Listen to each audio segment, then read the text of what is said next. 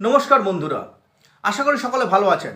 11 দিন পর আবার আপনাদের সামনে এলাম, বা বলতে পারেন আসতে বাধ্য হলাম।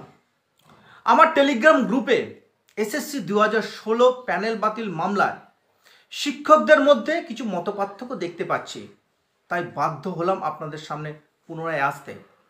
আদৌ কি প্যানেল বাতিল হবে সে বিষয়ে আমি আলোকপাত করব আজকে। আমি বেশিরভাগ বদলি বিষয়ে যা তথ্য পাই সেই বিষয়ে দেওয়ার চেষ্টা করি। যে কোনো বিষয়ের তথ্য দিয়ে আমি ইউটিউবে আসিও না, কারণ আমার সময়ও নেই।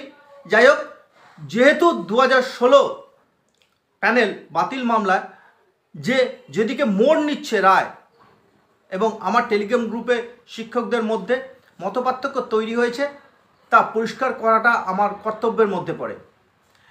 সম্পূর্ণ ভিডিওটি দেখবেন, তাহলে বিষয়টি আপনাদের কাছে অনেকটা পরিষ্কার হয়ে যাবে।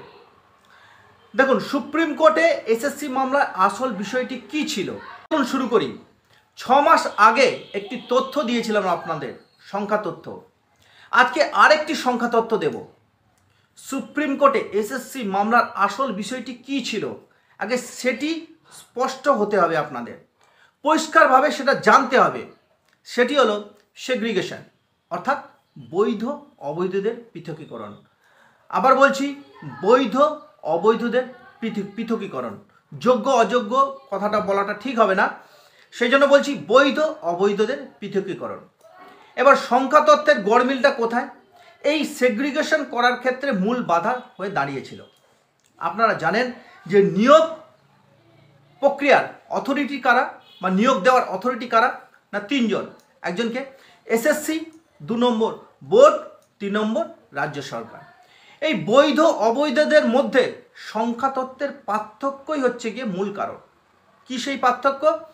না, এসএসসি বলছে 5485 জন অবৈধ, বোর্ড বলছে 5189 জন অবৈধ, রাজ্য সরকার বলছে 4327 জন অবৈধ, সিবিআই বলছে 9375 জন অবৈধ।